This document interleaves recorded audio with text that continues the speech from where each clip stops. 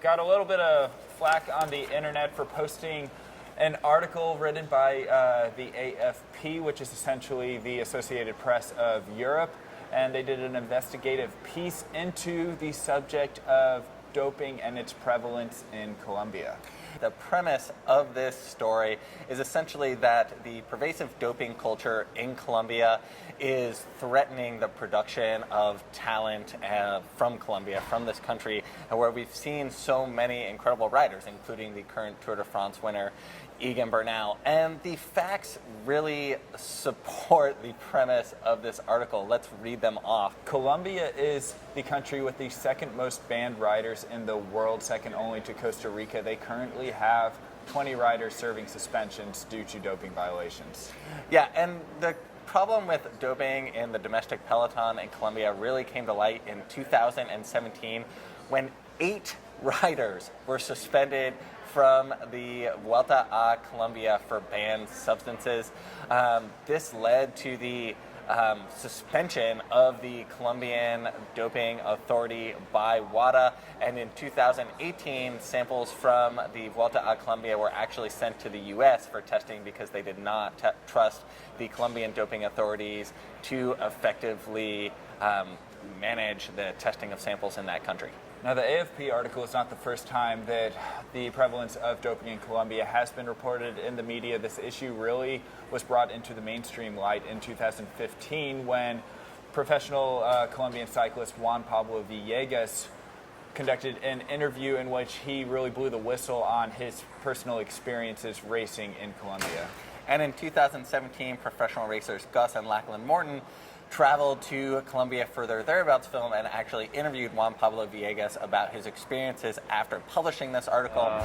The article you published a year ago, like why you needed to publish that? A lo largo de la historia han habido corredores que han hecho las cosas de una manera honesta, o no con esto quise decir que todo el mundo en Colombia ha usado doping o que los corredores que han salido a hacer grandes cosas a Europa lo han hecho de esa manera, pero sí era una realidad que como la existe en Colombia, está en todo el mundo y quise exponerla para que de una u otra manera se tomaran acciones para mejorar esta realidad.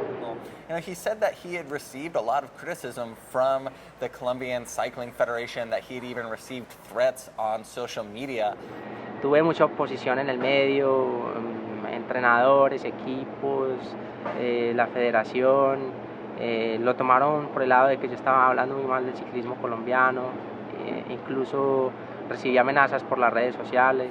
And we saw a lot of similar comments on social media in regards to the article we published by the AFP, which is part of the reason that we are addressing this now. I think I want to make very clear that the premise of the article did not implicate, the current generation of racers who are making professional cycling so exciting. Egan Bernal, Esteban Chavez, Miguel Angel Lopez, and Nairo Quintana, who's racing at the Vuelta a España right now. But the fallout from the doping scandals in Colombia are hurting the sport there and are limiting opportunities for young riders. I think one of the biggest things is the dissolution of the Manzana Postaban professional continental team. This is the only professional team in all of Colombia, and it has helped nurture some of the best riders in the sport, including Esteban Chavez and Nairo Quintana.